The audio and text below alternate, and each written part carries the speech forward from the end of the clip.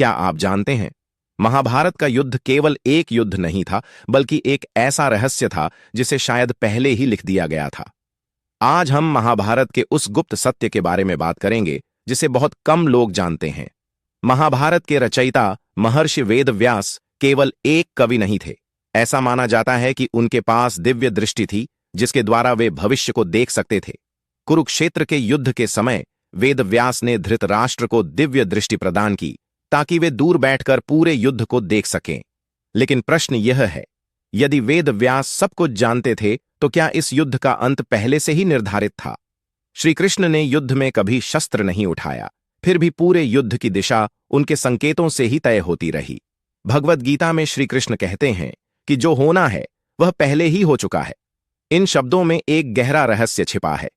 क्या श्री कृष्ण जानते थे कि कौन जीवित रहेगा और कौन मारा जाएगा, या फिर यह सब कर्म के नियम का परिणाम था? अब बात करते हैं अभिमन्यु की। अभिमन्यु को चक्रव्यूह में प्रवेश करना आता था, लेकिन उससे बाहर निकलने का मार्ग नहीं पता था। कहा जाता है कि उसने यह ज्ञान अपनी माता के गर्भ में ही सुन लिया था। अर्जुन और श्री कृष्ण दोनों जानते थे कि चक्रव्यूह से निकलना उसके लिए असंभव होगा। फिर भी उसे युद्ध में जाने से रोका क्यों नहीं गया? क्या यह भी भाग्य द्वारा पहले से लिखा गया निर्णय था? युद्ध के बाद अपने पुत्रों के विनाश का दुख देखकर गांधारी ने श्री कृष्ण को श्राप दिया कि जिस प्रकार उसके वंश का नाश हुआ, उसी प्रकार श्री कृष्ण का वंश भी नष्ट होगा। कुछ वर्षों बाद यदुवंश का विनाश सच में हो गया।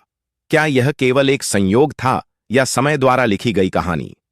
महाभारत हमें यह सिखाता है कि हम अपने कर्म स्वयं चुनते हैं, लेकिन उनके परिणाम शायद पहले से ही तय होते हैं।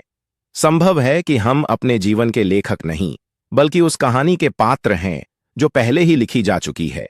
तो आप क्या सोचते हैं? क्या हम अपनी किस्मत बदल सकते हैं या केवल उसका सामना कर सकते हैं?